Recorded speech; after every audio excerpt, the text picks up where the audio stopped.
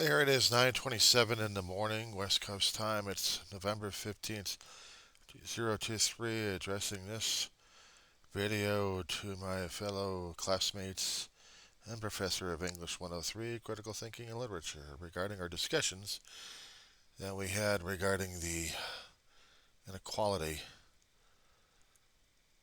topic. Oh, yeah. Oh, yeah. Something I was trying to get a discussion with the professor concerning about the 1980s and 1990s. See, she told me that she was in LA. I doubt she actually had the opportunity to get into a further discussion. I mean, this would have been something I would have talked to her about concerning about the dirt we chewed, age-wise, and in the years. See, back in, well, I don't know how far I can go back in this situation here during my lifetime, but prior to that, some of the students were talking about the inequalities of how people were being treated. And it was all over the country, reading the history, and this is the reason why I kept stressing in the class it's important to get history as perspectives and what you're talking about because it does have a direct bearing down on everything.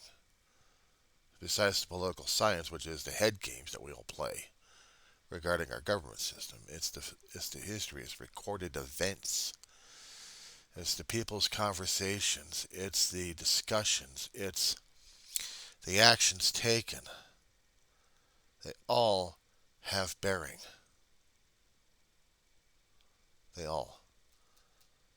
Now, just getting to just the 60s and beyond that, there was corruption, there was crime in there. We had Chief Parker trying to correct and clean up things. That's why they had for a long while the center called the Parker Center because Chief Parker was trying to make Los Angeles Police Department a better department. And in the 60s, yes, they did have skull thumpings on people left and right. And we had race right. I wasn't born during that time. I was born in 66. To me, I didn't know anything about anything during those days except to see stuff on television. And the race riots weren't on television. No, we were watching news. We were watching Vietnam. We were watching other television shows left and right. A lot of it made a difference on me. So when I get older into the 70s and then late 70s, we're seeing national events happening that some of it wasn't even coming across. You see the television shows in the early through almost the late 70s of cops and robbers and the bad guys. The cops are trying to show how pristine sometimes they are, or sometimes grungier than anything else. There was even a series back in the late 60s through the 70s called Adam 12. Los Angeles Police Department tried to make that into a recruitment poster of what the police department should have been to a lot of people. And it was recruitment activity during those days. It made an impression with a lot of generations. These days, we wonder if it's still valid or not, of what they dealt with in this show compared in those times with these times right now. We deal with NIMBY.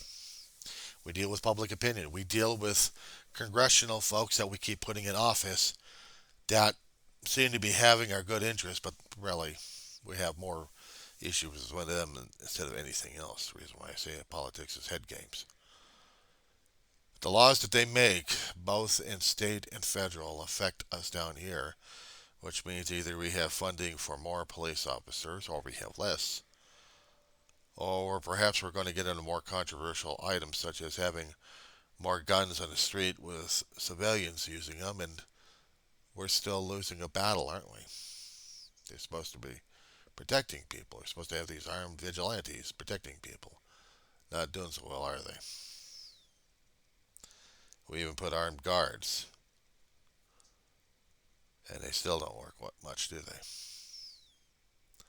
We put metal detectors. Maybe they work half the time. In the 80s, we didn't have the metal detectors, but we did have undercovers. We did have narcs. We had drug busts happening. We had gun busts happening. We didn't have any shootouts in my high school, thank God. Otherwise, my mother would drag me out of there and put me into another high school if it was going to be possible.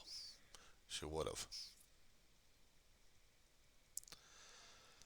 But how would you like to watch in your young adulthood?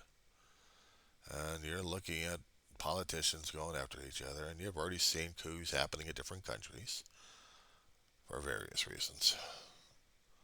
So you start to get world savvy about it. Then all of a sudden, you're thrust into a situation where you thought you knew the situation, but you really didn't. I lived in a valley with a hell of a lot of conflicts, a lot of conflicting information, a lot of skull thumping in certain areas, drug use, gun shootings, but not to the part where we're saying that we've got an epidemic going on. But the cops kept trying to put crackdowns left and right. They tried to go in force. Tactical alerts, sometimes citywide. If it really got that bad. What got people stirred up in my generation in the 90s is when we saw George Holliday putting up a video and showing it to the world, studio by studio by studio, and they're borrowing it, copying it. They're making George Holliday look like a damn hero. He sees an action happening outside his apartment window out in Sylmar. And he sees the cops already pulled over this guy and starting to beat the crap out of him. What a better way to test out his video. And they showed 4 officers, not to mention several others surrounding the area watching it, but 4 officers beating the crap out of this one guy. And that's the only context people knew. If they had body cams, if they also listened to the radio, we would have found a little bit more information. And would we have accepted it as normal behavior during those days? Probably, but that just short clip that he did was igniting a hell of a firestorm. We were just going through the 1960s all over again, and we didn't even realize it. Hell, I didn't know anything about it, except I know what the 1992 riots were like after that. Because we didn't know how much racial tension, we didn't know how much of a fuse that was already been lit in everybody and everywhere. We heard about it, we knew about it, we avoided certain areas, and certain people just dealt with the stigma of being South Central. Oh, you're from South Central. Okay. What's wrong with that? Oh, you're from what? Bellflower? You're from Bell? You're from Huntington Park? You're from Cudahy?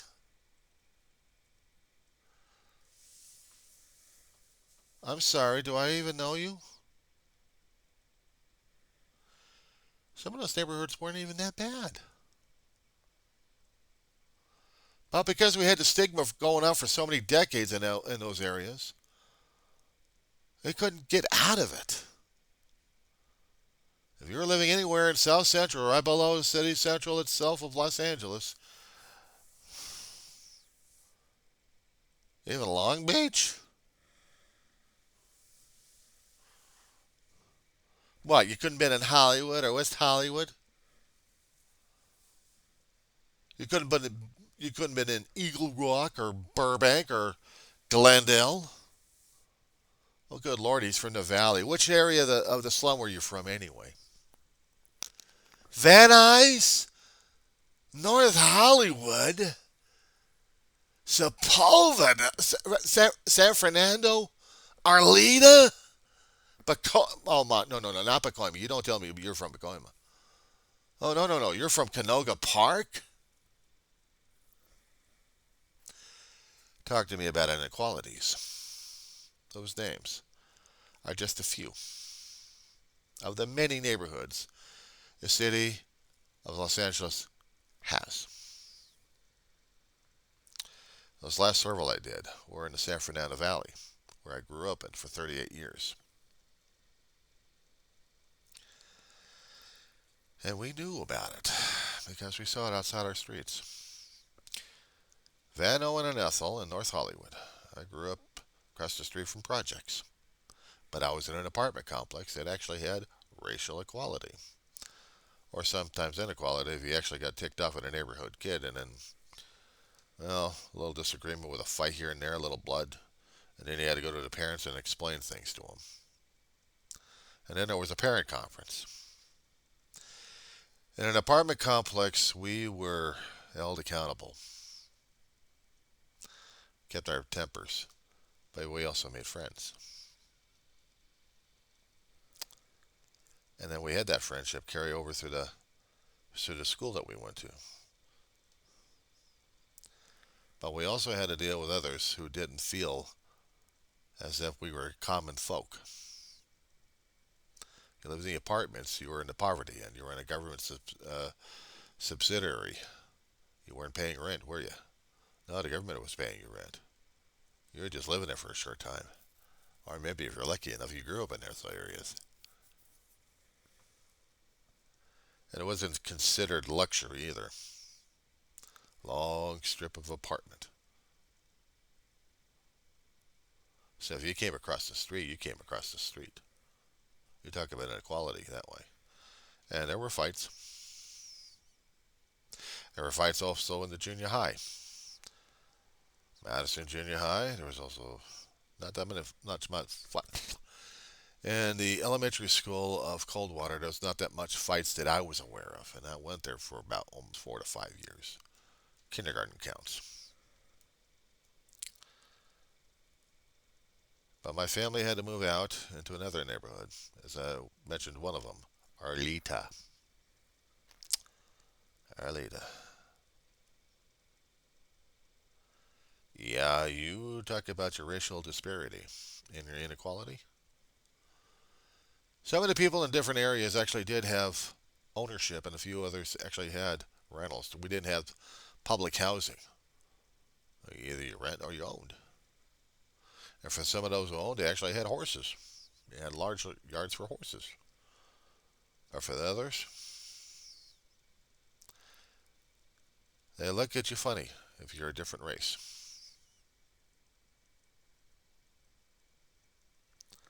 You were treated as such. Unfortunately, we didn't see any cops. They were going in different areas, trying to handle other things happening. We were close to Pacoima. We saw more cops in those areas. We were in San Fernando. We were sitting the city of San Fernando Police Department at work. We're a little further away from Sylmar, but LAPD still patrolled that area. But I didn't see anybody in Arleta. We didn't hear any stories about gang shootings or thumpings. We go out to Granada Hills, and then we started hearing about bad things happening in different areas, including in Van Nuys and Sepulveda. We heard certain streets that were just, public housing, but they also had problems in the streets. They still had drug using going on. They had shootings. They had gang encroachments.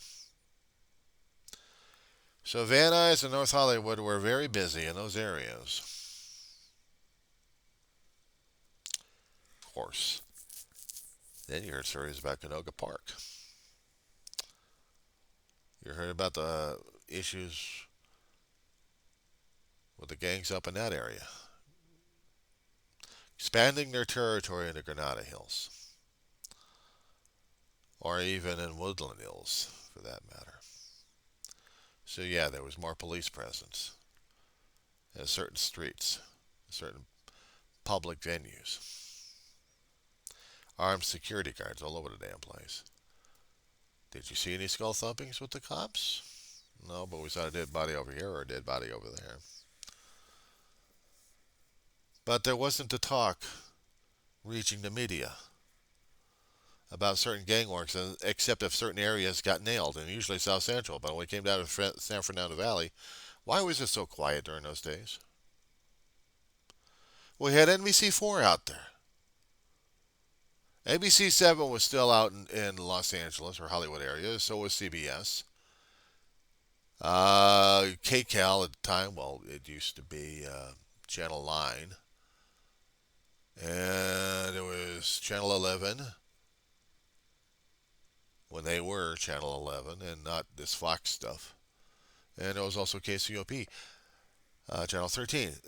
These guys were out there.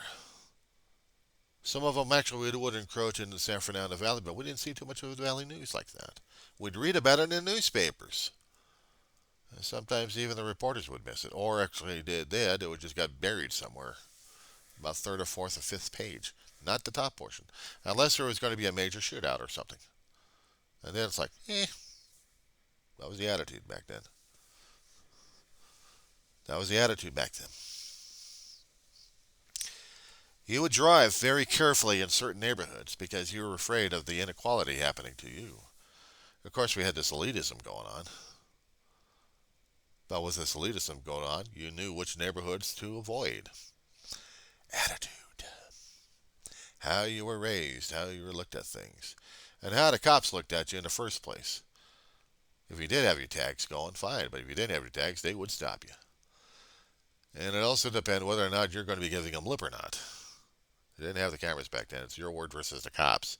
Or if you have other witnesses to support you or not support you.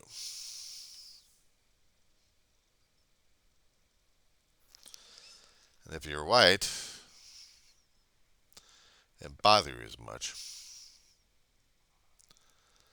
It's not until we actually learned that the stories were actually true, and the conflict that we had between the chief of police during that time, Daryl Gates, who came up from the ranks, from a low-level fuzz bucket hofer. There are different terminologies for this guy. Flatfoot. Ranged from a flatfoot all the way to a captain, to the chief. It took him a long while to build up to it, but he did. Well, we had the first black mayor, Mayor Tom Bradley, the coolest guy you would ever meet. And he got into it with Gates. Oh, these guys would get into it. But Gates was still there and he didn't get fired. Even at a police commission, wouldn't even fire the guy. That politically connected. But they went after each other. And then, you thought Holiday was the fun part. He shows something that happened. Now, the backstory on this one was Martin had an issue with drinking and using drugs. There was a criminal background history on this guy. So he already had a record going on. We didn't have 3 strikes during that time. It was after him that we had the 3 strikes. It was after his time of damn near destroying the city, but people blamed him for it, and also they blamed Gates for this one. They should have been pointing the fingers at themselves during that time. So here we go. It was recorded on the calls somewhere out there. I'm not doing a conspiracy. I'm doing this by memory at this point. That the police calls on the scanners would be recording that there was a chase going. There was pursuit. And it got dangerous out there. 5, 6, 7 cars, more than that, just to get one guy off the damn street, and he wasn't even paying attention to what the hell he was doing.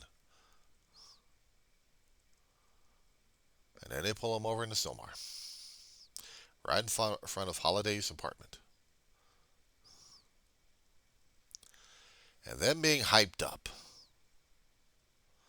and so into their, besides the training, their own personal experiences. They thought they were trying to get him, and they claimed they were trying to get him under control. He's already out of his mind. They didn't have the tasers. They had the billy clubs. They had the guns. They didn't have any non-lethals during those days. They had lethals, and they weren't going to use them. They were going to try beating him into submission. They beat the living crap out of him. That's what they did.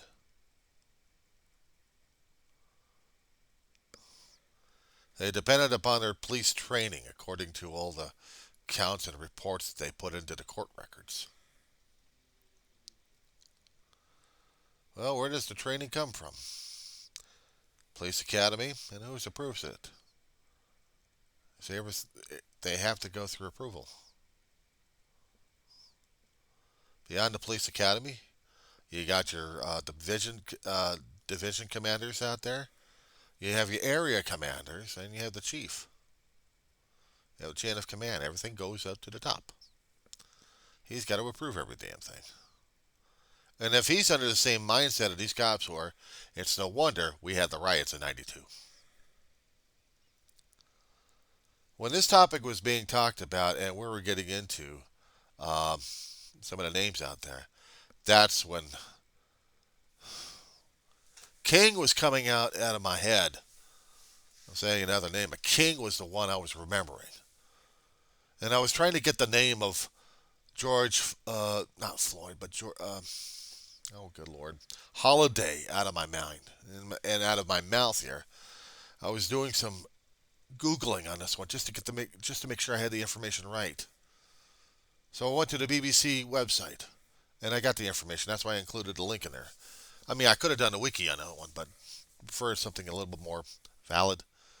A news organization, BBC, across the wires, whatnot. Because everybody who had the major newspapers caught on to this thing when George Holiday sent his video, and then every other news station had to get this one. They had to see what was happening to King. Rodney King. He became either enemy or hero at the same time, depending on your viewpoint. There was outrage. There was outrage in the streets. Some people are actually going over to the police commission and demanding Gates to resign. Gates wouldn't do it. They harangued the city council. They wouldn't do it. Harangued the mayor. He'd love to do it, but he had depended upon the city council for that one. They even screamed at the county supervisors of Los Angeles, and they wouldn't even do it because this was a city matter, not county. Now, if we're dealing with sheriff, the sheriff wouldn't get involved because that's not their territory. The San Fernando Valley was Los Angeles Police Department. So we heard the controversy every so often in the news, in the public, and that was showed every so often. We would hear the political pundits go over this damn thing. We'd see the local pundits go over the damn thing. Oh, God, it was a nightmare. And then they made the announcement they were going to be indicting these guys. 4 officers had their badges turned in, and they were arrested. Now comes the fun part.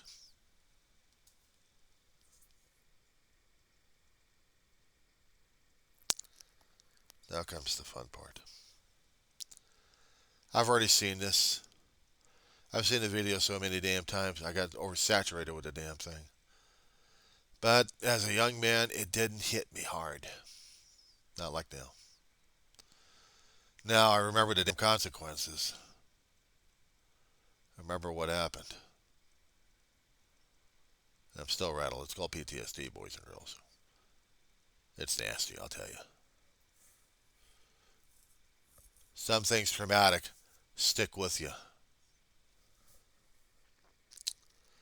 They were bouncing around from city to city, county to county to see who was going to get in the state of California. Hell, they wouldn't even go outside the state of California. But the problem is, they needed something inside the jurisdiction area. They wanted to keep it local. But the only place we do it is Simi Valley. Oh my God.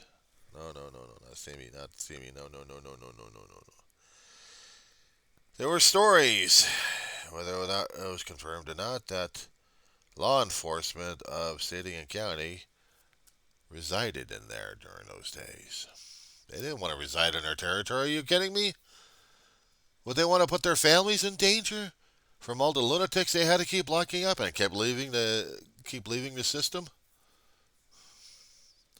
But also there was gun shootings concerning about the cops getting assassinated. I did say assassinated. Sometimes it was made a big deal, and other times it wasn't. That's how I'm remembering it. I remember that when they had the trial, they had it for a few months. I'm watching this on television. I'm seeing it how it was unveiling. And then they got off. Acquitted. It was only an hour later, within that time, that the fuse has already been lit and exploded at Florence and Normandy. Reginald Daney, I think was his name, truck driver. He goes right through the middle of the damn thing and gets himself pulled out and beaten the living crap out of by the kids in the area. Now you notice I'm not using any racial terminology of any sort. But if I did say South Central, what is your viewpoint on that one? If there were any whites involved, I may or may not have used them. But the thing is, I looked at them as all people. And all I saw was the neighborhood kids coming out, laughing their asses off. As Denny was getting his ass kicked. Barely struggling for life. And then we saw the fires. Channel 5, Channel 11, and some of the other stations were covering this thing. Everything was lit up. You're talking about inequality right now. I'm talking about inequality being set on fire. Cops trying to stop something. Supposed to be a traffic stop.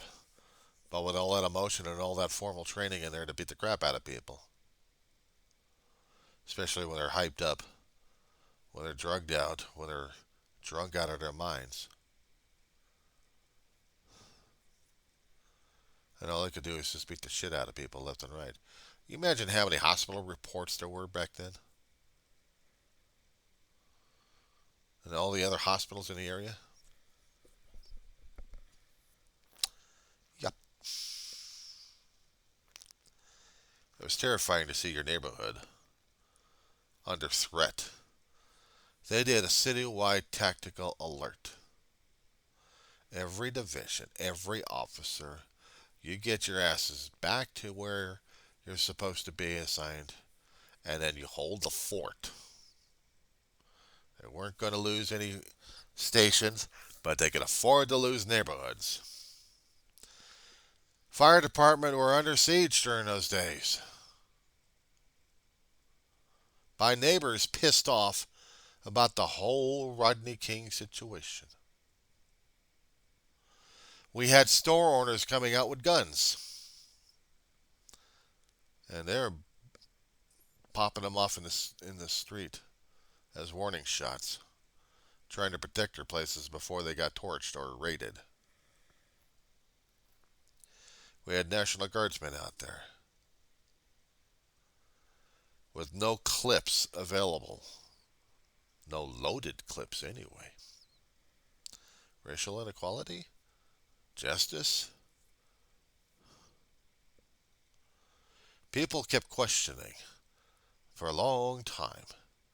after that verdict, whether or not it was just or not. Because of the venue that they were in, because of the neighborhood that they were in, you had sympathetic people.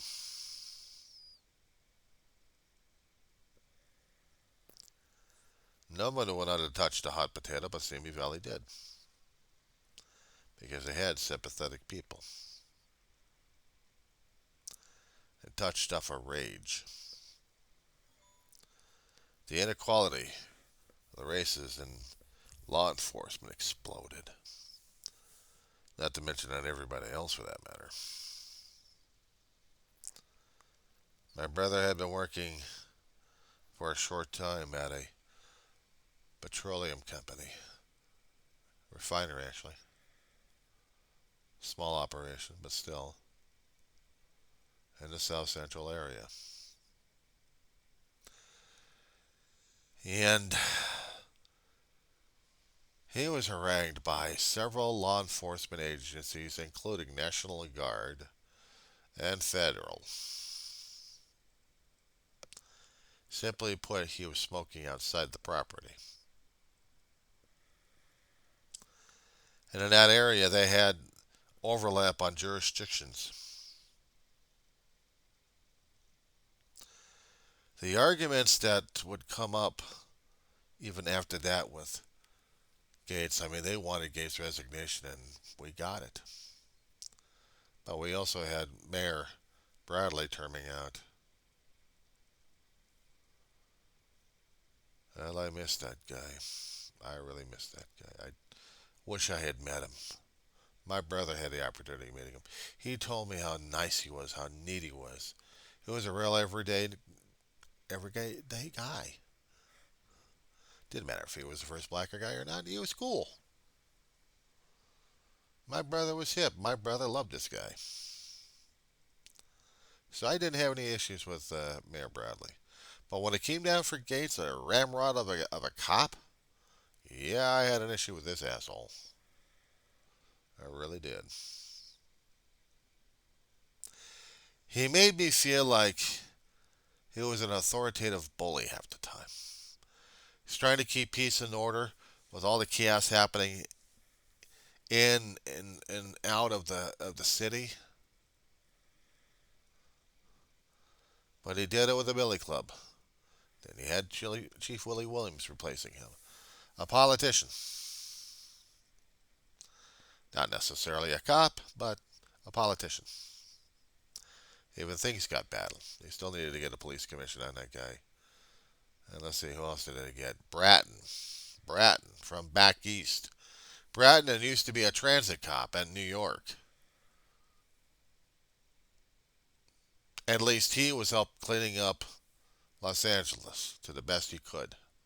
At least I got to give that guy credit on that one. Racial inequality? Yeah, we saw it. We saw it. But I didn't see the cops haranguing or harassing the people I knew and loved. We are all racially different. But I wanted to tell you that. I wanted to tell the professor about this one. Being in San Fernando Valley, I was in Sepulveda, when they called it Sepulveda at the time. In certain parts of Sepulveda on the east side of the 405, you didn't dare go into. On the west side, it was the more expensive areas. Sometimes we had the rental homes out there. My family had found one. Almost close to our house, we had a few neighborhoods going up during the 92 riots. We also had an earthquake or two in the area. Didn't do much for the property value. But I tell you, when the 94 earthquake kicked in, oh my God, different video on that one altogether. Let's just say that capital punishment's coming up for next week. I'm hoping my classmates are ready for this one. I'm ready for this one. This one about showing social inequality and every other person we had out there. You see, there were differences. We didn't have the body camera technology. We were trying to get into maybe possible potential digital during those days. Early forms of the damn thing back then. Technology was not exactly as fast as these days. So we had the 8 millimeter. We had film. Hardly anybody had actually had a camera to film stuff. And if they did, they were filming whatever little things that they were doing to enjoy life. Not going out looking for trouble. Not like we've got these days. Over the past 30 years, cameras, the film basically faded away. Now we got digital.